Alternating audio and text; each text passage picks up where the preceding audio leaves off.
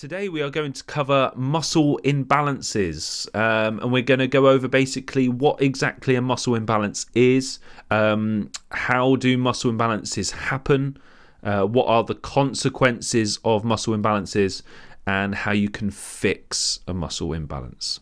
So we're going to get straight into this one, and the first part is, yes, what exactly is a muscle imbalance? So a muscle imbalance means that the strength or size of a muscle on one side of the body is not symmetrical to the other side. Okay, so basically it's one muscle on one side of the body may look bigger than the muscle on the other side, or it could be stronger. So you could have one arm stronger than the other side, or one leg stronger than the other side.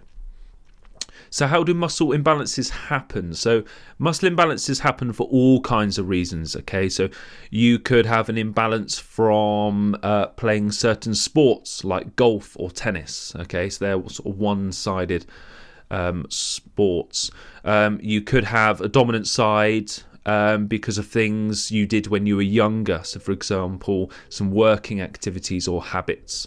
I used to have a couple of clients who worked at Honda, for example, in the factories and things. So basically, a lot of repetition, a lot of days were working on one side of the vehicles, and they were constantly had one leg up on, say, a stand, and they were constantly shifting things from one side of their body.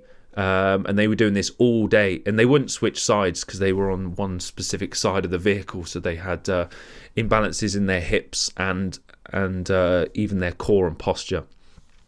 And you could also get a muscle imbalance from a poor workout program.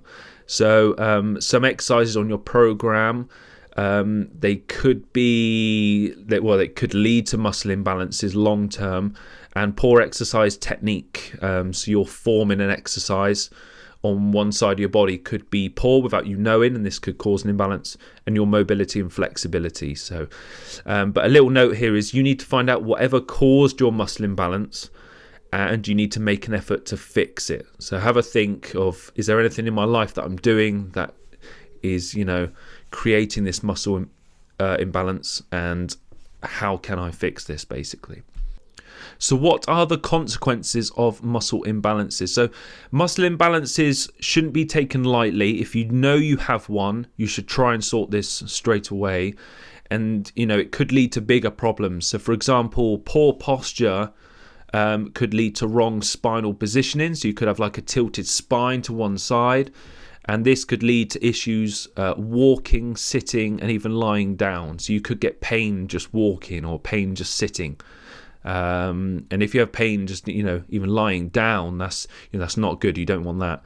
And this can happen over time without you realizing. So if you do have an imbalance, get to work on it straight away. And a little note here is that we all have minor imbalances. And what I basically mean by this one is, we all have a slightly bigger muscle on one side, or a slightly stronger arm.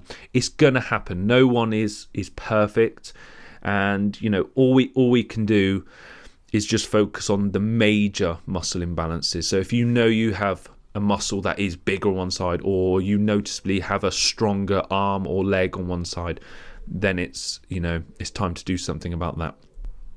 How can you fix a muscle imbalance? So there are multiple things you can do to fix this. And I've got 4 examples here, so we'll go over them. So number 1 is start doing unilateral exercises instead of bilateral exercises.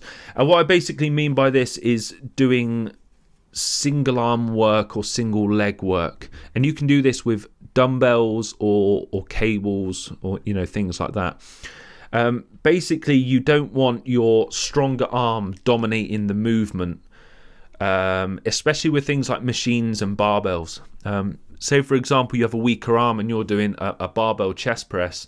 That stronger arm is going to dominate the movement, and because the bar is all one weight, that arm can really help. If you do things like cables and dumbbells, obviously, because they're single weights for the single arms, that one arm, yes, can obviously take control. That stronger arm can take control of that weight, but that weaker arm has to, gain strength for this dumbbell. That's why things like cables and dumbbells are really good, because you have a single weight for the single arm.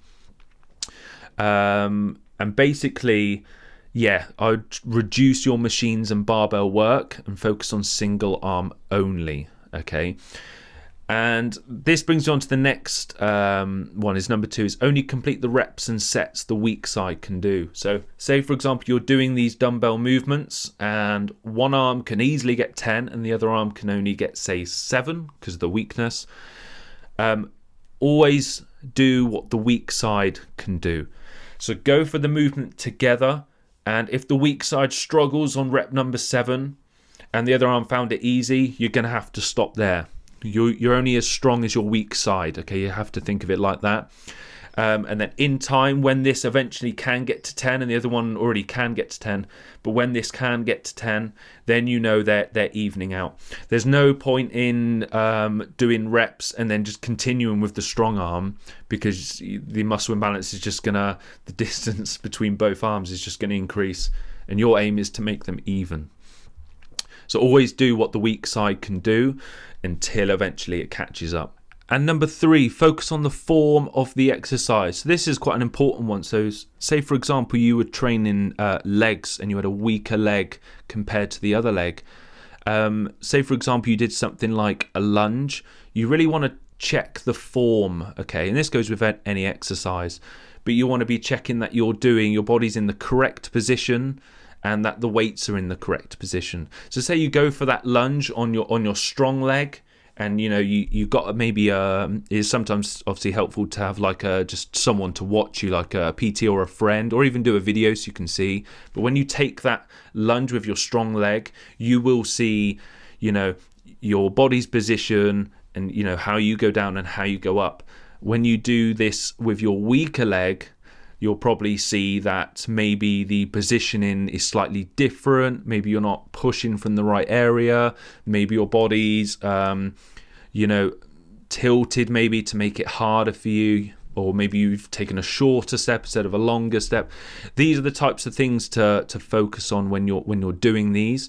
And again, that's why it's good to get a video or someone to have a look at your form and just make sure you're in the right position. It could literally be your muscle imbalance to do with strength. Maybe it could literally be the positioning of one side, and you correct that and you might be even. So, and the other thing is make sure that you're fully warmed up. So this goes into things like mobility and flexibility. Make sure that area, especially your shoulders and hips, they need to be equal in terms of like the range of motion. If you've got one tight hip or one tight shoulder, this is going to cause an imbalance in the long term for sure. So again, it's wise to make sure that the joints are fully warmed, that you are stretching that area, and it's going to reduce your chances of a muscle imbalance. So the overall conclusion is basically, don't ignore the muscle imbalance that you have. So if you're going to learn one thing from this video, is that if you do have a muscle imbalance, do not ignore it and work towards improving the weaker side. And you can do that by the options that we just went over in the previous slide, and try to avoid obviously the issues further down the line. That's the main objective of this. Thank you very much. Let me know your thoughts on this video.